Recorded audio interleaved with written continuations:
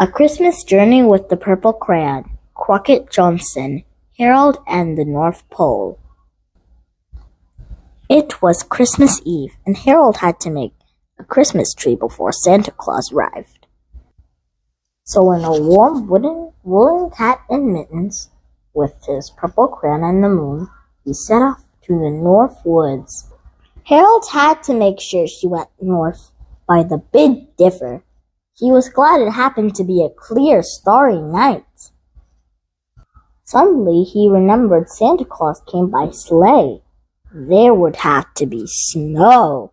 And there was snow. There was a blizzard. Harold shivered.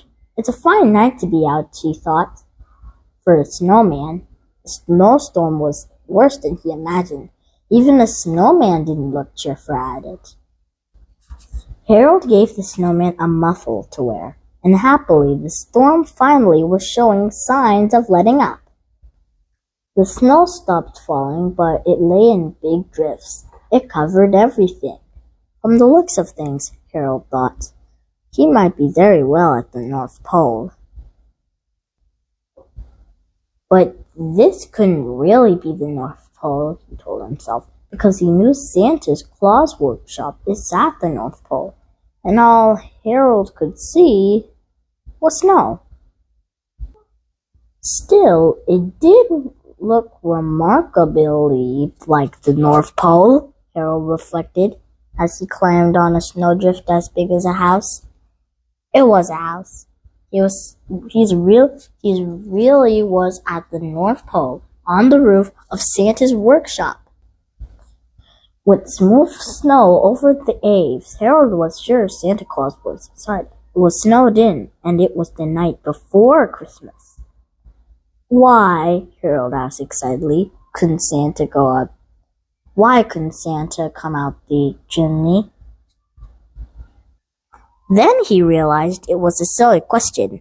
Of course Santa Claus could come up a chimney. The difficulty was Santa's sleigh is full of toys. He couldn't come out that way, Harold thought. Then he acted fast. He told Santa to come out without the sleigh and not to worry, to leave things to him.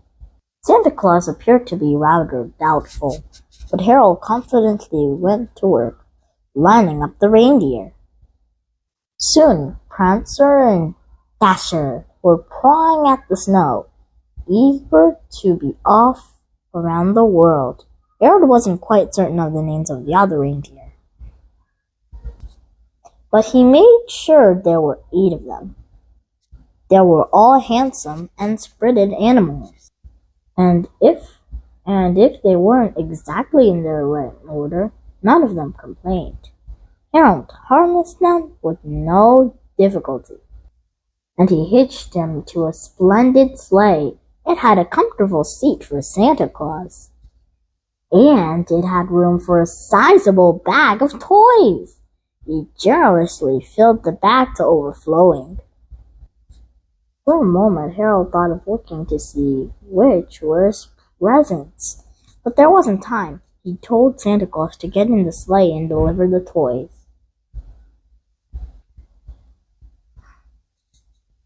And without more ado, he waved goodbye.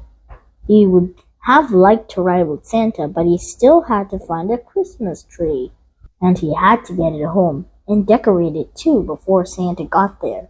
He looked everywhere for a Christmas tree, but all he could see is the moon. He wondered how the moon would look like on top of the Christmas tree as an ornament. It looked fine over the tree, and the tree also looked fine under the moon. It was just the tree he was looking for.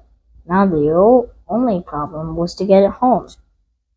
It had to stand in the living room, between the fireplace and the big soft chair. Fortunately, the tree fitted in perfectly. Harold hung up one of his stockings to the fireplace mantel, and he climbed into the big soft chair to wait for Santa Claus to arrive. I hope you liked this story. See you next time.